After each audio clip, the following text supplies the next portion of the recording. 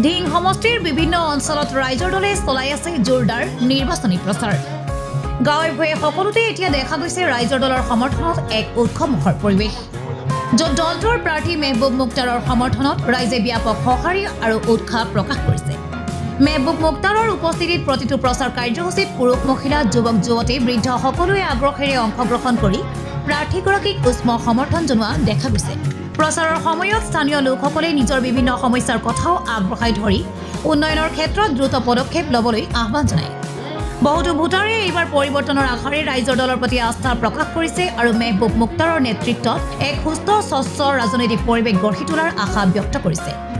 প্ৰাৰ্থী মেহবুব মুক্তাৰে নিজৰ ভাষণত কয় যে ধিং সমষ্টিৰ ৰাইজে এইবাৰ উন্নয়ন, শিক্ষা, স্বাস্থ্য আৰু মৌলিক সুবিধাৰ দিশত আগবঢ়াৰ লক্ষ্যৰে ভোট দিব।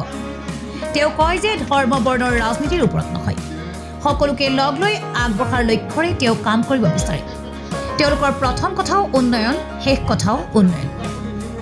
লগতে তেওঁ আশা প্ৰকাশ কৰে যে ৰাইজৰ পূৰ্ণ সহায় সমৰ্থন লাভ কৰি তেওঁ এইবাৰ নিৰ্বাচনত বিপুল ভোটত জয়ী হ'ব আৰু ধিং সমষ্টিক এক নতুন দিশত আগবঢ়াই নিব।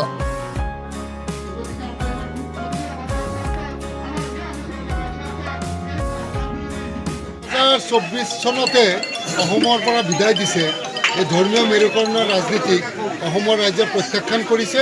তাৰ উদাহৰণস্বৰূপে যদি আপুনি চাব বিচাৰে 2024 চনৰ লোকসভা নিৰ্বাচনত AIDFৰ সুপ্ৰিমো মৌলানা বদৰুদ্দিন আজমল তেখেতে ধুবুৰীত ভাৰতবৰ্ষৰ স্বাধীনতাৰ পিছত ৰেকৰ্ড সংখ্যক ভোটত পৰাজয় হৈ পেলাই তেখেতে চিৰদিনৰ বাবে ধৰ্মীয় মেৰুকৰণৰ ৰাজনীতিক বিদায় দিয়া বুলি অসমৰ ৰাইজে প্ৰমাণ কৰি দিছে। জুলাই আহিছে আজিৰ তাৰিখত মানে চৰকাৰ পৰিৱৰ্তনৰ এই স্বৈৰাচাৰী বিজেপি চৰকাৰটোক প্ৰতিহত কৰাৰ বাবে এই চৰকাৰক যাতে স্বৈৰাচাৰী চৰকাৰক শাসনৰ গাদীৰ পৰা আঁতৰাব পাৰে ইয়াৰ উদ্দেশ্য লৈ পেলাই চব ৰাইজ ওলাই আহিছে, স্বতঃস্ফূৰ্তভাৱে ওলাই আহিছে। ৰাইজে বিচাৰি আছে বিৰোধী ঐক্য মঞ্চৰ পৰা যাতে গৌৰৱ গগৈ অসমৰ মুখ্যমন্ত্ৰী হয়, অসমত যাতে শান্তিৰ অসম হয়, ভয়মুক্ত অসম হয়, যাতে সকলো ৰাইজে সমন্বয়েৰে জীয়াই থাকিব পাৰে, তাৰ বাবেহে ৰাইজ আজি ওলাই আহিছে। মই জনাত ধিং সমষ্টিত আমাৰ বিৰোধী ঐক্য মঞ্চৰ প্ৰাৰ্থীৰ সন্মুখত কোনো প্ৰত্যাহ্বান নাই। AIDF নামৰ দলটোক 2024 চনতে ৰাইজে বিদায় দিছে। 2024 চনত আপোনালোকে জানিব 2024 চনৰ লোকলে আৰু সেইজন বিধায়কে লোকসভা নিৰ্বাচনত প্ৰতিদ্বন্দ্বিতা কৰি আমানতৰ ধন বাজেয়াপ্ত হৈছিলে, মাত্ৰ 32,000 ভোট লাভ কৰিছিলে।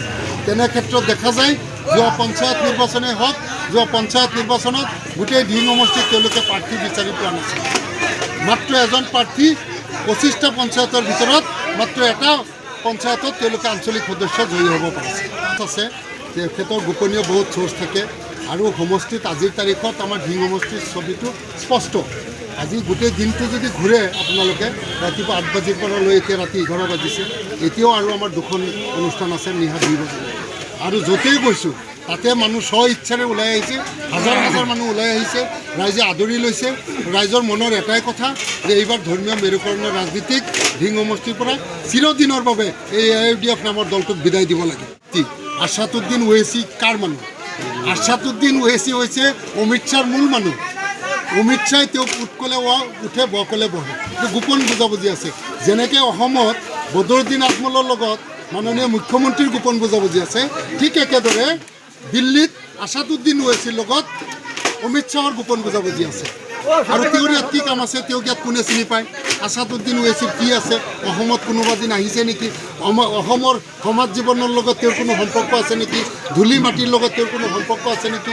তেওঁ কেৱল আহি আছে সাম্প্ৰদায়িক মন্তব্যৰে বিভাজন সৃষ্টি কৰাৰ বাবে তেওঁ অসমত আহি আছে। কাৰোবাৰ নিৰ্দেশত তেওঁ অসমলৈ আহি যাতে ধৰ্মীয় মেৰুকৰণৰ ৰাজনীতিটো আকৌ গঢ় দিব পাৰে এই উদ্দেশ্যলৈ আহি আছে। অসমৰ ৰাইজ আজিৰ তাৰিখত সচেতন। ৰাইজ আজি ধৰ্মীয় মেৰুকৰণৰ ৰাজনীতিত নাই, ৰাইজ উন্নয়নৰ পক্ষত আছে। ৰাইজ এটা কথাই, অসমত শান্তি লাগে, ভয়মুক্ত অসম লাগে, সমন্বয়ৰ অসম লাগে।